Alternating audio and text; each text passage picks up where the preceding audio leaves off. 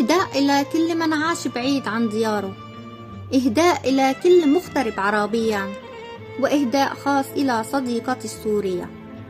لما لامست فيك من حنين للشام، أهديك تلك الخاطرة حنين. لساته مليني الحنين لذكريات سنين عشتم ببلادي.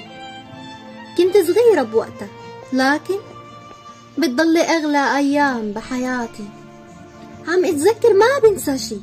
بيوم كنت بين أهلي وإخواتي، وتوعدنا ما نفترق إلا ونتلاقى.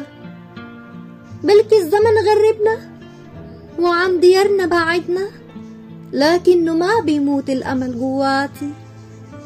وبقول لحالي بيوم رح نرجع، نتباعد ونتغرب ونتوه بهالدنيا، ونكبر شي كم سنة، بس قلوبنا صبية وبالحنين قوية.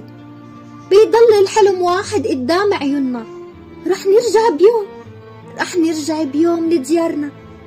بيصير نحلم ليعود آملنا، بيصير نتغلب على كل أحزاننا، لننسى التوهة ونفوت هالغربة. مهما الأيام بتعاند فينا، ومهما الزمن كان قاسي علينا، رح نرجع بيوم.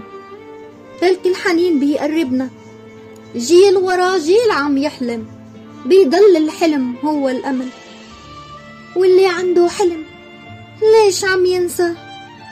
كل يوم بيمر فيني الحنين جواتي بيكبر. عم اشتاق لهديك وقت كنت صغار، نفرح بالقليلة وشو اللي صار. الفرحة ببيتنا كانت قريبة كتير، ودفى العيلة بأيام الشتي بيملى الدار.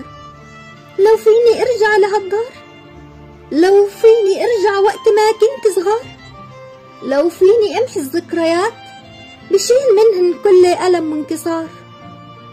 لو بقدر اعيش بلا حزن، لو فيني انسى الأوجاع، بس ما بقدر بلش بأي بلد وما أحس فيها بالضياع. لأني عطول عم حن لبلادي، حنيت لأهلي وإخواتي.